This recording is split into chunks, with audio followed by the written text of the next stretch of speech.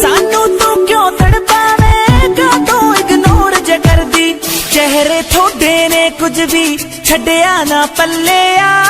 हैगा कोई बॉयफ्रेंड जा तुसी भी